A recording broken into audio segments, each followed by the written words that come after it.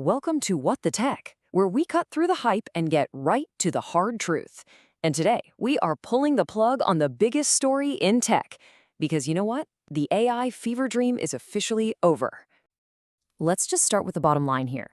The entire AI industry sold the world this multi-billion-dollar fantasy, promising that superintelligence was, just around the corner. But now that the curtain is being pulled back, it's starting to look a whole lot less like a revolution and a whole lot more like a colossal grift. So, okay, how did this whole delusion just fall apart? Well, it really started with the launch of the much-hyped GPT-5. This was supposed to be it, right? The final leap towards human-level intelligence. The AI priesthood, they promised us a god. But what did we get? An incremental update that still can't be trusted with, basic facts. Instead of some quantum leap, GPT-5 landed with a thud. It's still failing simple math, it's still making things up. It proved the revolution was not in fact being televised. So the really crucial point here is that this entire hype cycle, it was built on one big unproven bet. It's called scaling. And the idea was really simple. Just make the models bigger, feed them more of the internet, throw more and more GPUs at them, and poof, true intelligence would just magically emerge. Well, as it turns out, just making things bigger doesn't automatically make them smarter. This was never a law of physics, like gravity or something. It was just a lucky streak. And with GPT-5, that streak officially ran out. It proved that just throwing more data at a souped-up autocomplete machine, it doesn't lead to genuine understanding. Who knew? But you see, the failure of scaling, it wasn't a surprise to everyone. In fact, there was one prominent critic who was ridiculed for years for warning this was going to happen.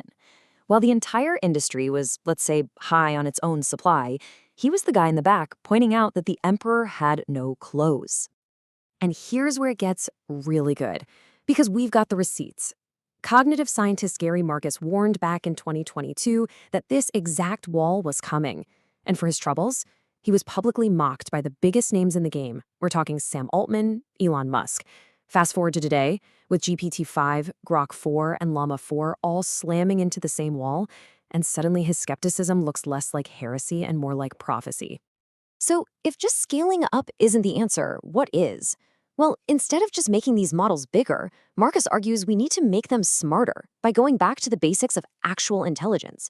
We need to build systems that create internal world models, systems that have core concepts like time and space built right in, and that combine that statistical pattern matching with actual logical reasoning. It's a whole new playbook, one that's actually inspired by how human minds learn. But what if this whole thing wasn't just a simple scientific miscalculation?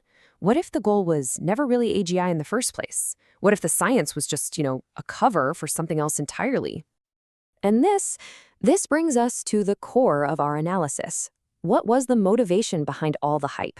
Was the promise of AGI by 2027 a genuine, if maybe flawed, scientific belief? Or was it something far more cynical? And right here, this is the playbook. You create this quasi-religious story around AGI. You stoke this massive crisis of FOMO, fear of missing out, so investors just pour billions into your company. Then you hypnotize regulators with buzzwords like innovation, so they stay out of your way. And all the while, the CEOs, they become these prophets of a new technological faith. Let's just be blunt about it. The story that AGI is imminent was the ultimate tool to buy time and to buy money. It wasn't really science, it was a financial hustle. It was a brilliant fundraising pitch that just so happened to be disguised as a world-changing research project. So while all that venture capital and hype flowed in one direction, something else was flowing out in the other. The consequences, the real-world costs of this completely unregulated experiment, well, they were being dumped squarely on the rest of us. And these things, they aren't just unfortunate side effects. We're talking about misinformation, deepfakes, massive energy consumption, widespread copyright theft, labor disruption. These are the unbilled invoices of a reckless, unregulated gold rush.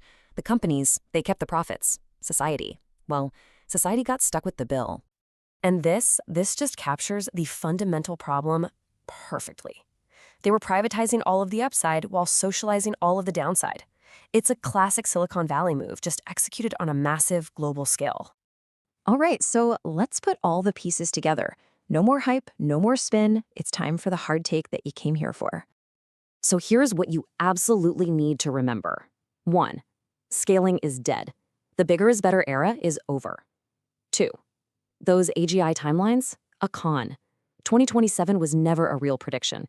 It was a marketing deadline. 3. Get ready, because the same people who sold you the last fantasy are already getting ready to sell you the next one. But finally, and this is the most important part, the real problem isn't the algorithm, it's the total absence of adult supervision. Ultimately, the solution here isn't a better algorithm. It's demanding that regulators stop letting tech CEOs write their own rules.